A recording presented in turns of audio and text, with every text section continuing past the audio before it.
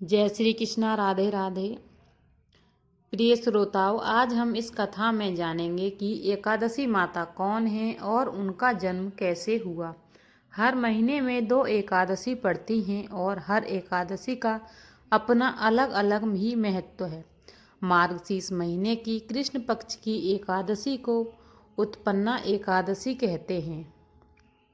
मान्यताओं के अनुसार इस दिन एकादशी माता का जन्म हुआ था और इसलिए इस एकादशी का नाम उत्पन्ना एकादशी पड़ गया। मान्यता है कि इस व्रत को रखने से जीवन में सुख और समृद्धि आती है। पौराणिक कथा के अनुसार इस दिन माता एकादशी ने मुर नामक राक्षस का अंत किया था और एकादशी माता भगवान विष्णु का ही स्वरूप मानी जाती हैं।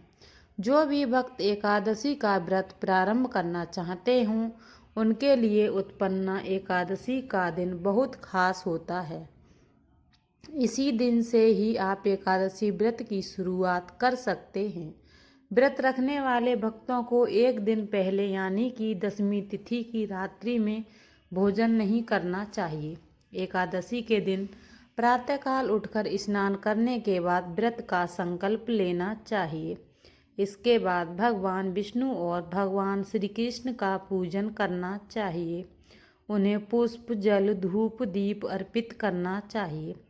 इस दिन अक्षत का प्रयोग पूजा में नहीं किया जाता है और भगवान को भी केवल फलों का ही भोग लगाया जाता है। धूप दीपक जलाकर व्रत की कथा पढ़नी और सुननी चाहिए और भगवान विष्णु का ध्यान करना चाहिए।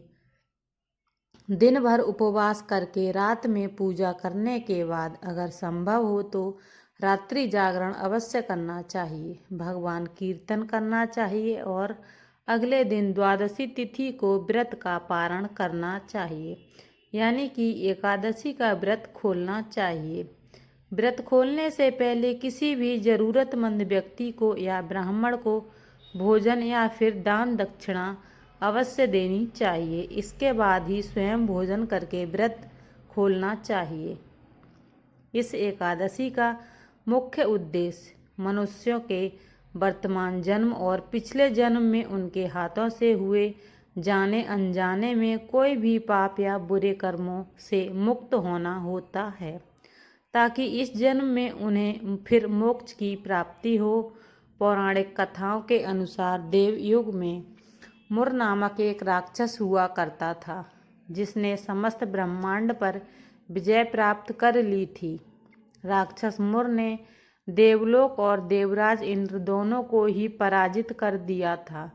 अपनी पराजय और सभी लोगों पर मुर के उत्पीड़न से चिंतित होकर सभी देवगण भगवान शिव की शरण में जा पहुँचे और अपनी रक्षा करने के लिए विनती करने लगे।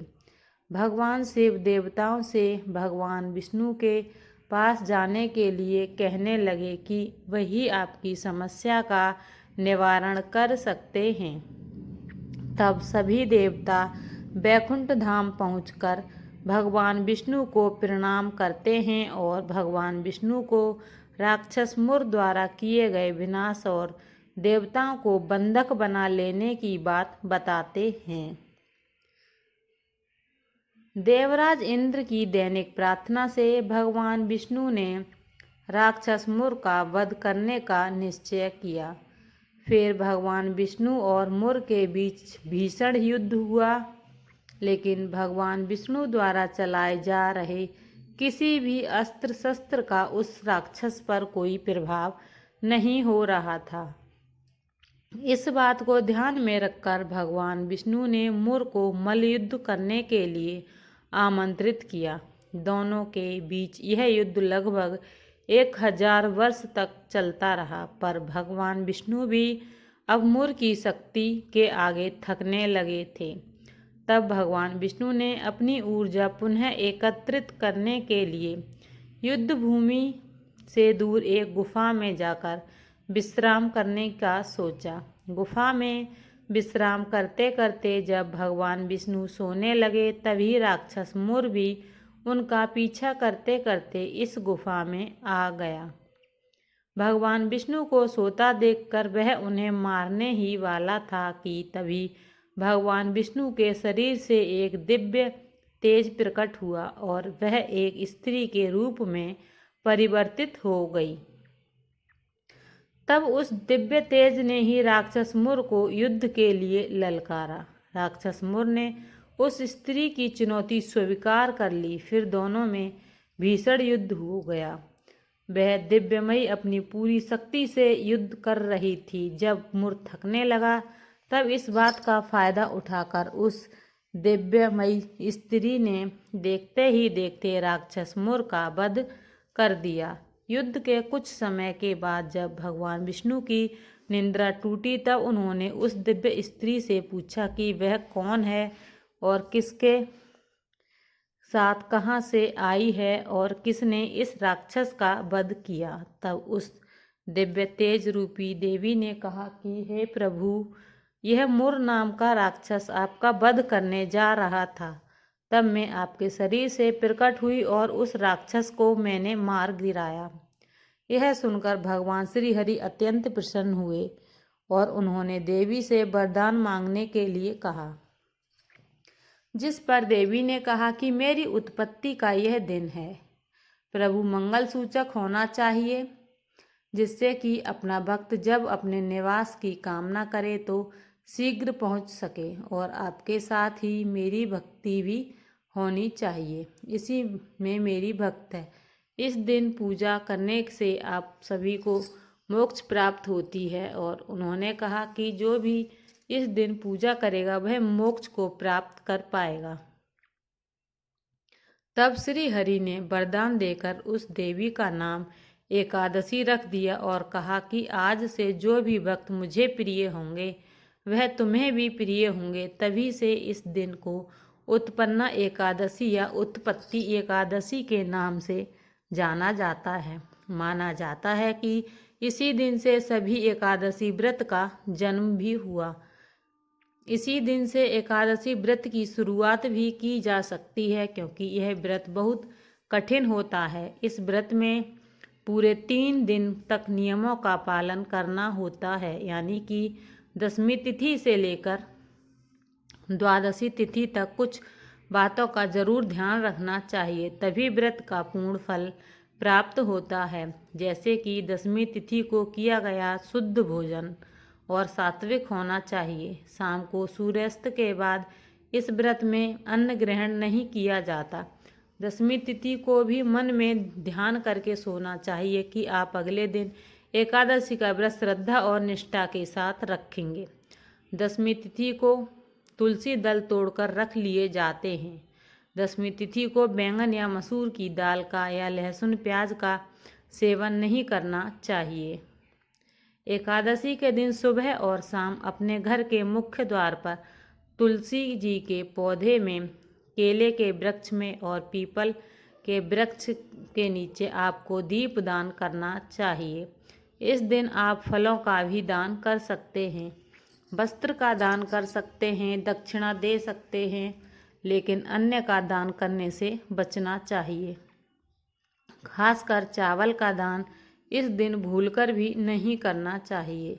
एकादशी के दिन यदि संभव हो तो रात्रि जागरण करें, नहीं तो जितनी देर हो सके उतनी देर जागरण करना चाहिए। इस रात को व्रत करने वाले जो व्रती हैं उन्हें जमीन पर साफ धुले बिस्तर पर ही सोना चाहिए और अगले दिन सुबह स्नान करके विधि विधान से पूजा करके भोजन, अन्य फल, वस्त्र, दक्षिणा आदि का दान देकर फिर अपना व्रत खोलना चाहिए। व्रत हमेशा शुभ मुहूर्त में ही खोला जाता है। पहली बार व्रत प्रारंभ करने पर व्रत की संख्या का संकल्प भी जरूर लेना चाहिए। संख्या पूरी हो जाने पर व्रत का उद्यापन भी करना चाहिए। उद्यापन कभी भी चतुर्मास के समय नहीं किया जाता है। मार्गशीर्ष का महीना किसी भी एकादशी व्रत को प्रारंभ करने या फिर उद्यापन करने के लिए उत्तम माना जाता है। पीरियड्स होने पर आप जो भी महिलाएं या कन्याएं हैं उन्हें एकादशी का व्रत बीच में नहीं छोड़ना चाहिए। आपको नियम पूर्वक व्रत रखना चाहिए। उन सभी नियमों का पालन करना चाहिए, बस खुद से पूजा नहीं करनी चाहिए। ऐसे समय में भी आप भगवान विष्णु को मानसिक रूप से ध्यान कर सकते हैं और मन ही मन भगवान के मंत्रों का जाप कर विष्णु चालीसा का पाठ या व्रत की कथा भी पढ़ या सुन सकते हैं। अशुद्ध अवस्था में भी कोई भी पुराण की कथा आप सुन सकते हैं। ऐसा करने से कोई दोष नहीं लगता। शाम के समय भी आप खुद भोग न लगाकर अपने ही किसी परिवार के सदस्य द्वारा भोग लगाकर अगले दिन जो भी दान दक्षिणा है उसे आप सामग्री किसी को दान करवा सकते हैं या खुद भी कर सकते हैं और खुद व्रत खोल सकते हैं। अब जानिए उत्पन्ना एकादशी की तिथि और शुभ मुहूर्त के बारे में। तो इस बार साल 2024 में 26 नवंबर मंगलवार को उत्पन्ना एकादशी है। इस दिन व्रत रखा जाएगा और 27 नवंबर को दशमी तिथि के नियमों का पालन किया जाएगा। साल 2024 में इस तिथि की शुरुआत 26 नवंबर की सुबह 1:01 से 25 नवंबर की रात्रि पर होगी। वहीं इसका समापन 27 नवंबर की देर सुबह 3:47 यानी 26 नवंबर की देर रात होगा। यानी उदय तिथि के अनुसार एकादशी तिथि 26 नवंबर को ही रहेगी। इसलिए उत्पन्ना एकादशी का व्रत 26 नवंबर को ही रखा जाएगा।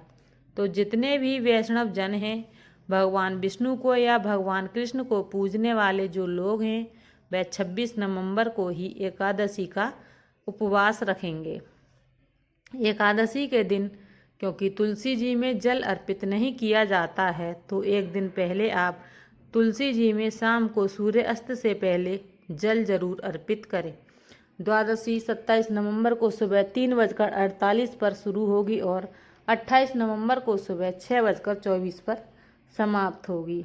एकादशी का जो व्रत होता है वह हमेशा द्वादशी तिथि को शुभ मुहूर्त में खोला जाता है। इस दौरान पूजा शुभ मुहूर्त सुबह 9:31 से लेकर दोपहर 1:27 तक रहेगा।